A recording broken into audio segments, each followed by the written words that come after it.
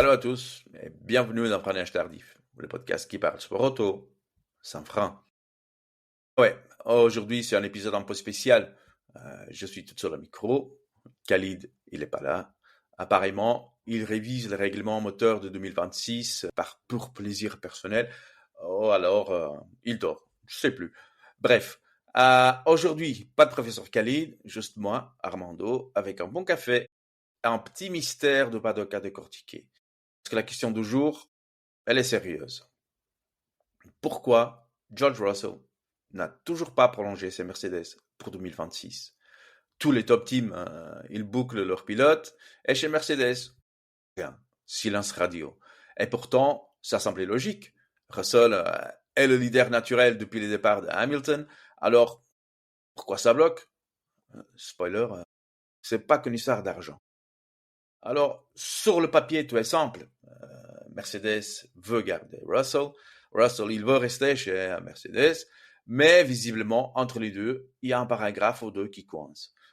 Selon plusieurs sources du paddock, George a déjà reçu plusieurs propositions de Toto Wolff, mais les négociations, elles bloquent sur 3 points.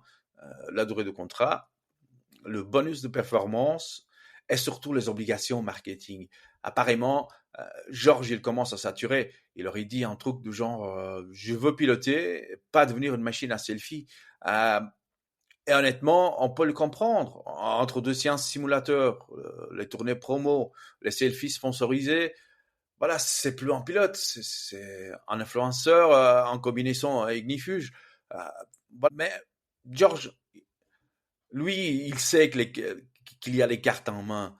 Il est le projet Mercedes. Sans lui, Toto Wolff n'a pas d'alternative crédible à court terme. Si on regarde Antonelli, oui, il est génial, mais il est encore vert. Un pilote externe, il n'a pas beaucoup de choix.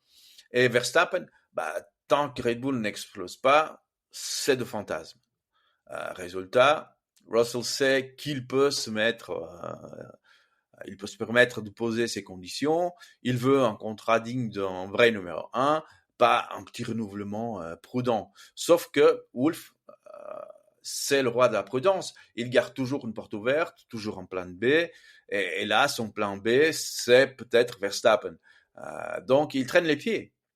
Classique Toto, poker face autrichienne, zéro émotion, calcul, voilà. Mercedes, c'est en pleine reconstruction. Nouvel air moteur, nouvelle voiture, nouvelle approche. Bref, il repart quasiment de zéro. Et dans ce contexte, Russell, c'est l'assurance vie. Il est méthodique, il est impliqué, il est précis. Le genre de mec que t'envoies un fichier Excel après chaque session pour t'expliquer pourquoi le fond plat il vibrait à 230 km/h. Mais le problème, c'est que Mercedes hésite à s'enfermer trop longtemps. Il veut garder la flexibilité au cas où le futur il tourne autrement. Et cette prudence, elle finit par agacer Georges parce que au fond, c'est pas juste des clauses, c'est une question de confiance. Depuis les rumeurs Verstappen Mercedes qui circulent, la relation Wolff-Russell est moins fluide. Oui, toujours polie, mais plus distante. Et Georges, il veut plus être l'autre pilote. Il veut être le projet Mercedes, celui qui en bâtit la prochaine ère. Et franchement, vous le boulot qu'il a fait dans les derniers 2 ans, voilà, il reste calme, constant, pro. Il a raison de vouloir cette reconnaissance. Et vous me demandez, mais est-ce qu'il va partir? Non, il va pas partir. Il a dit lui-même, probabilité que je quitte Mercedes est exceptionnellement faible. Mais le deal va prendre du temps parce que chacun veut verrouiller ses intérêts. Et Toto Wolff, il adore les annonces tardives, bien calibrées pour créer le buzz. Donc, attendez-vous à une signature après la saison.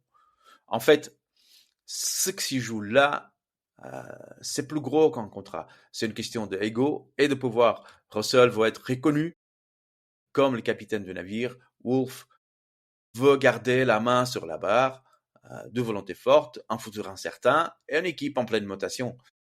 Quelque part, c'est vrai, C'est ça la vraie Formule 1. Un mélange de talent, de politique et de poker menteur permanent. Toi, t'en penses quoi? Est-ce que Russell a-t-il raison de faire durer les négociations pour obtenir ce qu'il mérite? Ou est-ce que Mercedes joue-t-elle bien son coup en gardant la porte ouverte à d'autres?